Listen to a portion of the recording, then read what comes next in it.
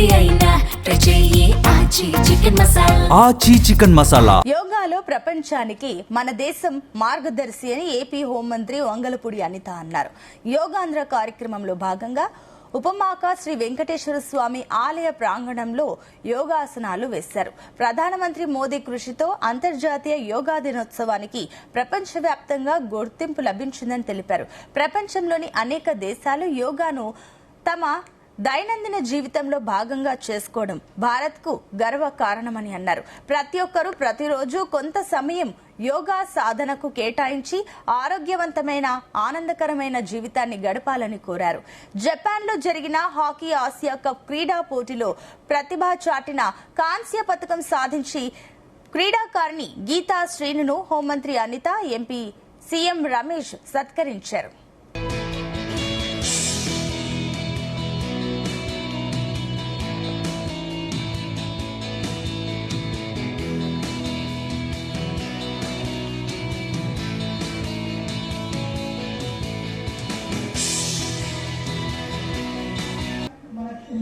నరేంద్ర మోడీ గారు ప్రపంచవ్యాప్తంగా యోగాని జరుపుకోవాలని ఒకే ఒక పిలుపునిచ్చిన కారణంగా ఈరోజు ప్రపంచం మొత్తం కూడా యోగాని ఒక నిజంగా పండుగలా జరుపుకునే పరిస్థితి. ఎందుకంటే ఇంకే దేశంలోనే కూడా యోగా ప్రక్రియ లేదు. మన భారతదేశంలోనే యోగా అనేది ప్రపంచానికి ఇచ్చిన ఒక బహుమతి. దీన్ని మనం అందరం కూడా యూజ్ చేసుకోవాలి. రెగ్యులర్ స్టైల్లో యోగా ఒక పార్ట్ చేసుకోవడం అనేది చాలా అవసరం. ఎందుకంటే రోజు మార్నింగ్ వెళ్తాం, ముగ్గురు పరుగుల మీద వెళ్తాం, ఆఫీసులకు వెళ్తాం, డబ్బు సంపాదన మీద పడతాం, లేకపోతే పిల్లలు చదువులని అదని ఇదని అన్ని స్ట్రెస్ ఫీల్ అవుతాం. కానీ ఇవన్నీ జరగాలంటే మనం ఆరోగ్యంగా ఉండాలి. చిన్నప్పుడంతా హెల్త్ ఈజ్ వెల్త్ అంటే పెద్దలు ఏమో అనిపించారు, కానీ ఇప్పుడు తెలుస్తుంది మనకి ఎంత ఆస్తి ఉన్నా అది అనిపించడానికి మనకు ఆరోగ్యం ఉండాలి. ఆ ఆరోగ్యం ఉండాలి అంటే మన గురించి మనం ఒక గంట సేపు స్పెండ్ చేసుకునే పరిస్థితి రావాలి. ఈ రోజు తీసుకున్న ప్రతి ఒక్క ఆసనం కూడా, ఈ రోజు చేసిన ప్రాణాయామం కానీ ధ్యానం కానీ ఇవన్నీ కూడా మన దైనందిన జీవితంలో ఒక భాగం అవ్వాలని మేము మనందరినీ కోరుకుంటూ, ఎక్కడ ప్రయాణం చేసినా ఏం చేసినా ఏ చిన్న ఎక్విప్మెంట్ లేకుండా చేసేది యోగా.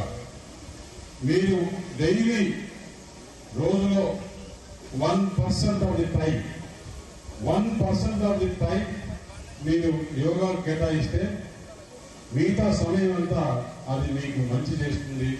జీవితాంతం అది బాగుంటుంది. మీ ఆరోగ్యం ఏ మెడిసిన్ వాడకుండా, దానివల్ల ఆదాయాలు ఎన్ని ఉన్నాయంటే ఇవాళ ఎన్నే చెప్పుకోవచ్చు. ఎలాంటి మెడిసిన్ కూడా వాడుకోకుండా మనం యోగా ప్రాక్టీస్ చేస్తే దానివల్ల ఉపయోగాలు ఉంటాయి.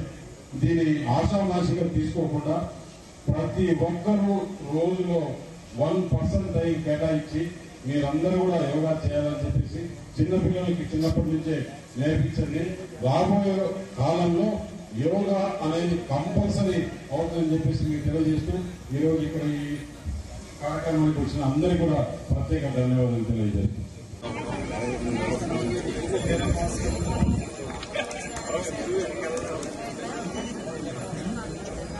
చాలా వేగంగా తీసుకొచ్చేటటువంటి